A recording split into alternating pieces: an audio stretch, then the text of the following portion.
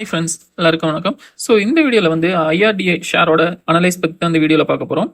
So வாங்க வீடியோக்குள்ள போகலாம். ஸோ ஐஆர்டிஐ ஷேர் வந்து எப்படி பர்ஃபார்ம் பண்ணியிருக்கு அப்படிங்கிறத பார்ப்போம். ஐஆர்டிஐ ஷேரோட டிசம்பரில் வந்து ஐபிஓ ரிலீஸ் பண்ணாங்க. ஸோ அந்த டைமில் பார்த்தீங்கன்னா ₹50 அப்படிங்கிற ஸ்டாக் ப்ரைஸ் இருந்தது. இப்போ பார்த்தீங்கன்னா ₹280 அப்படிங்கிற மாதிரி ரேஞ்சில் வந்து ட்ரேட் ஆகிட்டு இருக்கு. ஸோ ஆல்மோஸ்ட் வந்து 500% கிட்ட வந்து ஸ்டாக் வந்து ப்ராஃபிட் கொடுத்துருக்கு.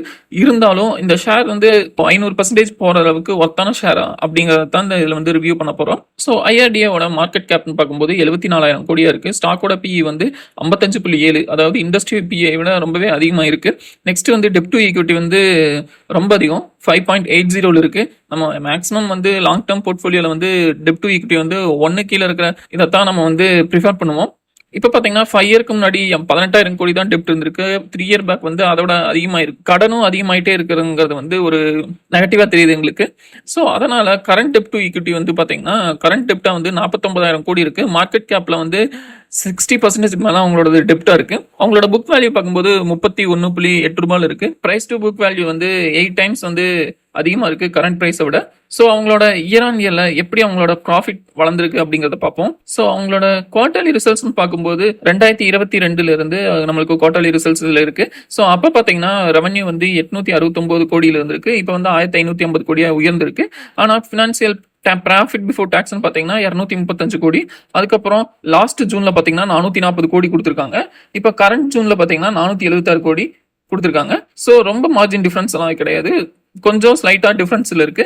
ஆனா கடைசியா பாத்தீங்கன்னா நான் லாஸ்ட் டிசம்பர்ல தான் இந்த ஸ்டாக் வந்து நம்ம மார்க்கெட்ல வந்து லிஸ்ட் ஆச்சு. ஸோ அந்த டைம்ல பாத்தீங்கன்னா நான் 386 கோடி ப்ராஃபிட் கொடுத்துருக்கு. ஸோ அந்த டைம்ல ஸ்டாக்கோட பிரைஸ்ன்னு பார்க்கும்போது எவ்வளவு இருந்ததுன்னு பாத்தீங்கன்னா ₹50 இருந்திருக்கு. ஸோ அந்த லிஸ்ட் ஆகும்போது இப்போ வந்து 500% இன்க்ரீஸ் ஆயிருக்கு. ஆனா ப்ராஃபிட் அந்த அளவுக்கு இன்க்ரீஸ் ஆயிருக்கான்னு கேட்டீங்கன்னா அந்த அளவுக்கு அவங்களால இன்க்ரீஸ் பண்ண முடியல. ரீசன் என்னன்னு கேட்டீங்கன்னா கம்பெனி வந்து ஹை டெப்டான கம்பெனி. ஸோ அவங்களோட ரீசெண்டா வந்து லோன் க்ரோத் வந்து அவங்களுக்கு அதிகமாகிட்டே போயிட்டு இருக்கு. அதோட ஏர்னிங்ஸ்ல வந்து அவங்களால பீட் பண்ண முடியல. பிலிப் கேபிட்டல் அப்படிங்கிற ஒரு அனலிஸ்ட் ஃபிர்ம் வந்து என்ன சொல்லியிருக்காங்கன்னு பார்த்தீங்கன்னா இந்த ஸ்டாக் வந்து ஹைலி ஓவர் வேல்யூடா இருக்கு. ஸோ கரண்ட் க்ரோத் வந்து அவங்களோட லோன் க்ரோத்தை வந்து பீட் பண்ண முடியல. ஸோ இன்னுமே கம்பெனி வந்து ப்ரெஷர் அதிகமாகும் அப்கமிங் இயர்ஸ்ல.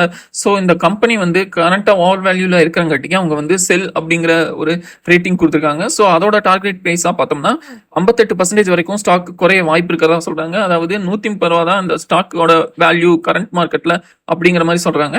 ஸோ கம்பெனியோட கேஷ் ஃப்ளோன்னு பார்க்கும்போது அவங்களோட கேஷ் ஃப்ளோ வந்து அவ்வளோவா பாசிட்டிவாக இல்லாத மாதிரி இருக்கு. பார்த்தீங்கன்னா 19ல வந்து -1000 கோடி, அதுக்கப்புறம் 433 கோடி, அப்புறம் -700 கோடி, -90 கோடி, அப்புறம் 7 கோடி, இப்போ ரீசெண்டாக வந்து -64 கோடியா இருக்கு கேஷ் ஃப்ளோ. கேஷ் ஃப்ளோ வந்து அவங்ககிட்ட கரெக்டாக மெயின்டைன் ஆகிறது இல்லை அப்படிங்கிறத இது காமிக்குது. ஷேர் ஹோல்டிங் பேட்டர்னு பார்க்கும்போது ஸோ 2023 லிஸ்ட் ஆகும்போது 13 லட்சம் ஷேர் ஹோல்டர்ஸ் இருந்தாங்க டோட்டலாக. இப்போ பார்த்தீங்கன்னா 23 லட்சம், அதாவது 10 லட்சம் ஷேர் ஹோல்டர்ஸ் இன்க்ரீஸ் ஆயிருக்காங்க. இது மெஜாரிட்டியா யாரு உள்ள வந்திருக்காங்க அப்படின்னு பார்த்தீங்கன்னா ஸோ வந்து ரீட்டைல் இன்வெஸ்டர்ஸ் தான் 18% இருந்து இப்போ 22% வரைக்கும் நம்பர் ஆஃப் ஷேர் ஹோல்டிங்கை வந்து இன்க்ரீஸ் பண்ணியிருக்காங்க. ஸோ இந்த ஸ்டாக் வந்து ஹைலி ஓவர் வேல்யூடா இருக்கு. இந்த ஸ்டாக் வந்து ஒரு ₹200 கீழே வர்றதுக்கு வாய்ப்பு இருக்கிறதா நாங்கள் பார்க்குறோம். ஸோ மேக்ஸிமம் வந்து ஒரு 30 to 40% கரெக்ஷன் இருக்கும் அப்படின்ட்டு எதிர்பார்க்குறோம். நம்ம வெயிட் பண்ணி பார்க்கலாம். ஸோ இதுதான் இந்த ஷேரை பற்றின எங்களோட கருத்து. இந்த வீடியோ வந்து ஜஸ்ட் வந்து எஜுகேஷனல் பர்பஸ்க்காக தான் ஷேர் பண்ணியிருக்கோம். ஸோ என்னோட வியூ என்ன அப்படிங்கிறத மட்டும்தான் உங்களுக்கு நான் சொல்லியிருக்கேன். ஸோ இது வந்து இன்வெஸ்ட் பண்ணுறதும் செல் பண்ணுறதும் அவங்களோட விருப்பத்தை பொறுத்து. ஸோ நான் வந்து என்னோட வியூவை சொல்லியிருக்கேன். ஸோ இதை பற்றி நீங்கள் என்ன நினைக்கிறீங்க, இல்லை இந்த ஷேரோட ஒர்த் என்னவா இருக்கும் நீங்க பிலீவ் பண்றீங்க அப்படிங்கறத கீழே கமெண்ட் பண்ணுங்க. ஸோ நெக்ஸ்ட் வீடியோல சந்திக்கலாம். நன்றி, வணக்கம்.